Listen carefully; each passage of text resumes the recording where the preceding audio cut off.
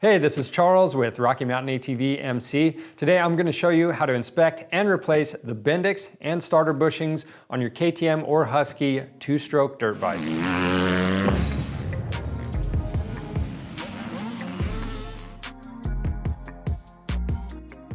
Today we have a 2017 TX300 in the shop, and what's going on with this one is it has an intermittent starting problem. So what happens is you'll go to press the starter button like this, and as you can see, sometimes it only turns the starter motor over and doesn't crank the engine over, but other times it will actually crank the engine over. So if you have an intermittent problem like this, a lot of times it's caused by this Bendix. Now what happens with the Bendix, the starter motor, this is just a link between the starter motor and your flywheel, that gear on there. So the starter motor will turn this over, and then centrifugal force will push this gear out, and that's actually what engages the flywheel. So if you have a problem with that, then that's where you're gonna get your intermittent starting, or you could have bad bushings on either side of this that let it hang down and it's not engaging the teeth properly. So that's something that you want to look at if you have similar symptoms to what we have going on. For today's video, we're just going to focus on replacing the Bendix and starter bushings for the 2017 and newer KTM and Husky two-stroke dirt bikes. But if you need to know how to do electrical diagnosis, or if you have a KTM or Husky that has the starter on the side of the engine and need to replace the Bendix or bushings on one of those, we do have how-to videos for both of those things, so be sure to check them out. Now, with all that being said, let's go ahead and get this bike fixed. The parts we're using today are our ignition cover gasket, our starter bushings, and the Bendix. All of these parts are available under the OEM diagram on our website. To do this job, we have some contact cleaner, your choice of grease, some safety wire, flywheel holding tool, flywheel puller, digital multimeter. Now, the multimeter we're going to check the condition of the battery with, and this flywheel holding tool and flywheel puller, you don't have to pull the flywheel to get this job done. It might make it a little bit easier. And then from there, we're going to use either a blindside bearing puller or a drill bit and a drill. And then also we have safety glasses, rags, rubber gloves, common hand tools, including an inch-pound torque wrench, bearing driver, hammer, and some wooden blocks. First thing on the bike, you need to disconnect the negative battery cable. So we're going to remove this cover and the seat.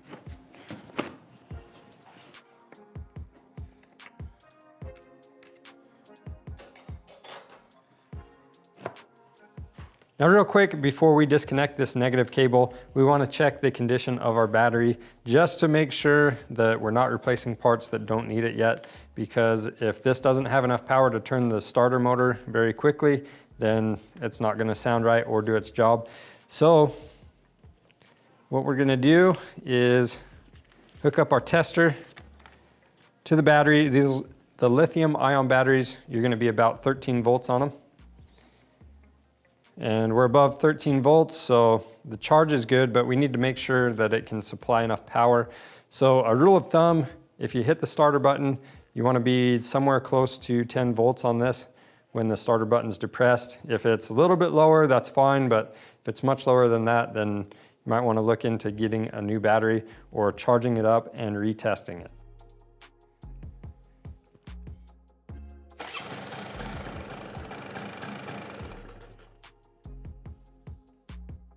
So ours actually, it dropped to 9 volts and everything's actually looking okay. So we're gonna go ahead and continue with disassembly.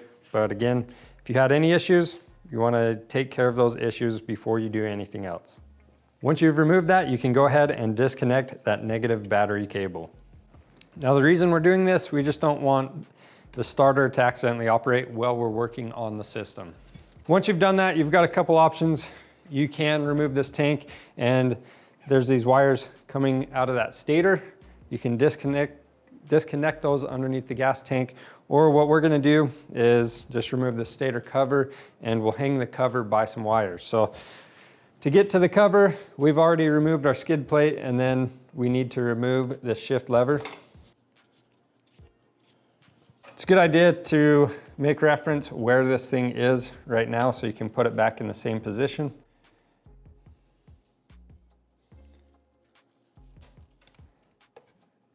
Now for the stator cover bolts, we're gonna loosen all of these up in a crisscross pattern.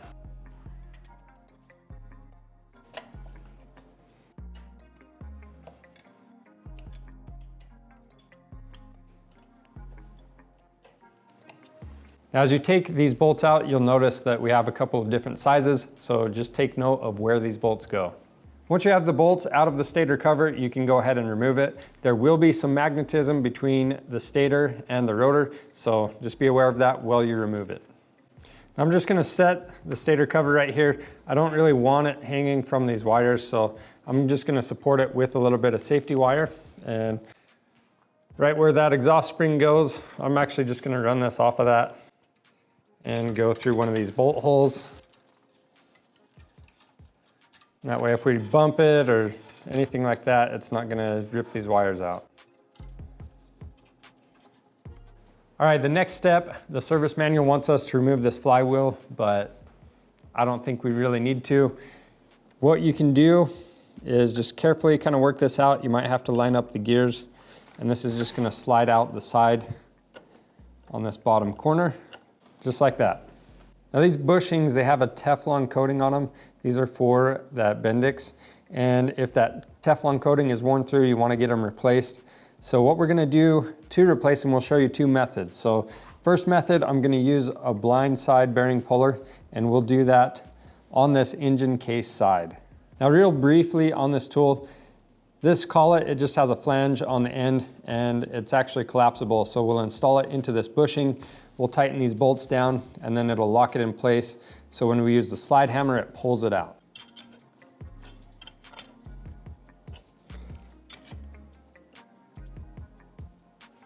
So we've got the collet tightened down. We'll screw the slide hammer into place, and these really aren't in there very tight, so it should pop right out.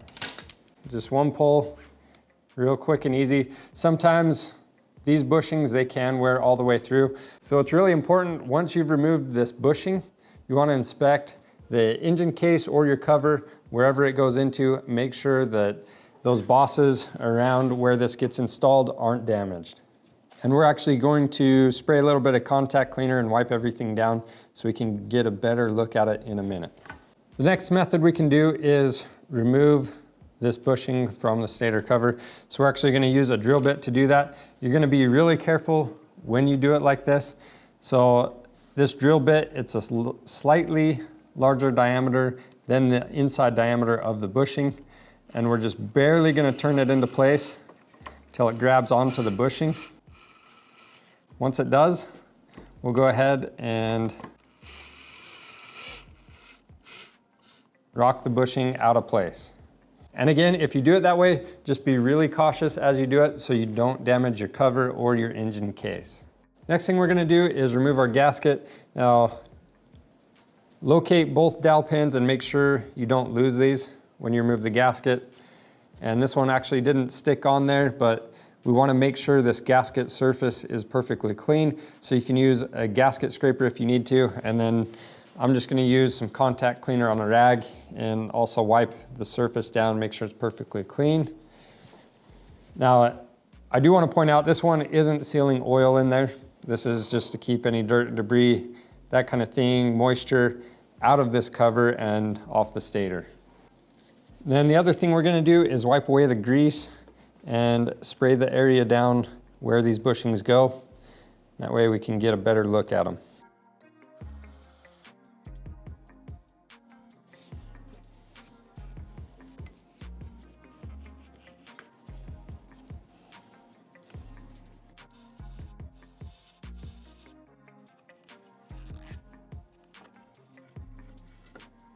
The other thing we'll do is make sure the sealing surface for the cover is clean and that there's no damage to the cover.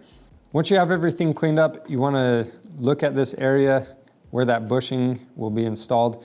Make sure there's no damage to that on the cover. And then over here on the engine case half, you'll make that same inspection.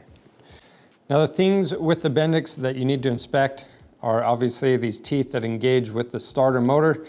Good way to check that, just look from the back, make sure they're all symmetrical. You don't want any that are rounded off or broken teeth. The main thing that's going to happen with these is This piece right here, you're gonna have some kind of malfunction with this where it doesn't come out like it's supposed to. It should come out all the way smoothly and retract on its own. If it doesn't do that, then you know it's bad. The other thing, it should freewheel in the opposite direction. Now at this point, we're going to install our bushings. Keep in mind the flange is obviously gonna be facing out, and you're gonna need a socket, or you can use a bearing driver to drive these in. It's not gonna take a lot of force. We're gonna set it up to the hole squarely and just kind of press it in just a little bit with our thumb. And then we can take our driver and we'll tap it in with a hammer. As soon as you hear the pitch change like that, you know it's driven all the way down in. We'll go ahead and do the same steps on this cover. We're also using a couple of blocks of wood to support the cover.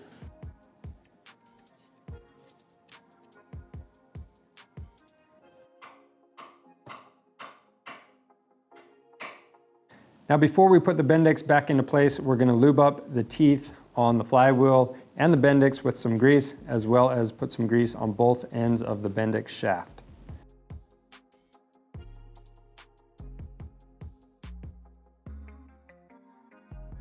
So our old Bendix, it wasn't coming out quite as smooth as it should have, so we're gonna install this new one. And again, since we didn't pull the rotor, what we're gonna do is just kind of work this into place, and you're gonna have to line up these teeth with the teeth on the starter and work them around the teeth on this rotor. And it's also helpful to look from the top down, and you can see where the shaft lines up with the bushing.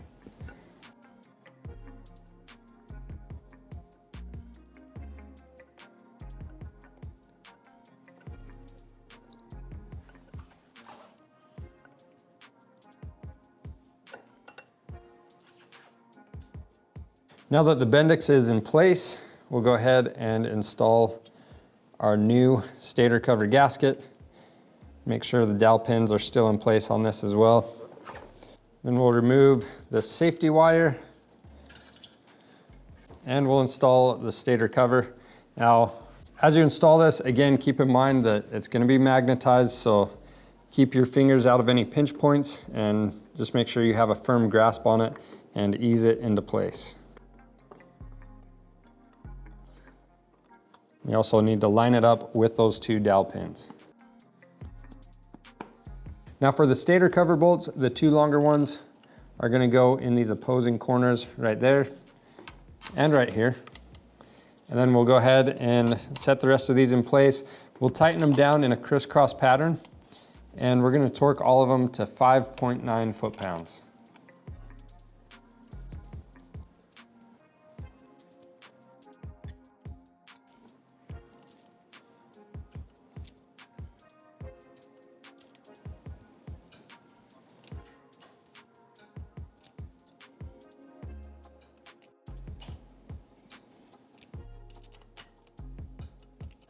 At this point, we can reinstall our shift lever, reconnect the negative battery cable, install the seat and our side panel.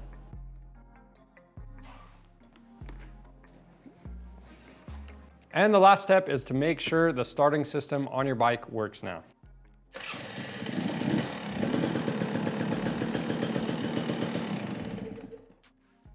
So ours is working good.